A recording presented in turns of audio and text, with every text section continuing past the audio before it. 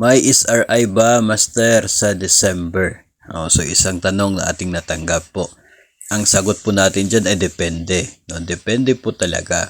Kasi ito pong Service Recognition Incentive or SRI na binigay ng gobyerno, I guess galing po ito 2020 nagsimula from President Duterte. Ngayon, marami po yung umaasa na magiging every year na ito. Pero yung realidad kasi, ang legality ng SRI ay nakabase sa isa pong administrative order na nire-release ng Pangulo. At para po sa isang particular na fiscal year, ang ito pong administrative order para sa SRI. Kaya hindi po siya applicable sa following years. Noong nagdaang taon, ang administrative order na inilabas ni Pangulong Marcos, intended lamang po yun sa SRI para sa taong 2023.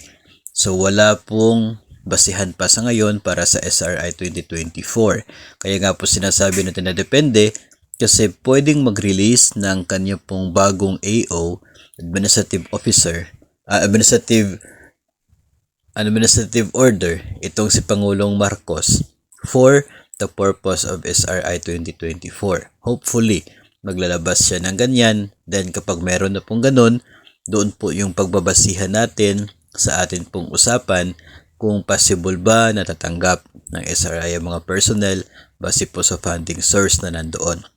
Pero kung wala pong administrative order na ilalabas ang Pangulo until December, ay wala po tayong aasahan na SRI or Service Recognition Incentive para po sa taong ito.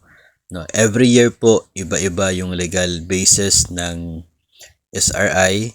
So, yung legal basis last year, hindi na po siya applicable ngayon dahil specific siya sa isa pong fiscal year.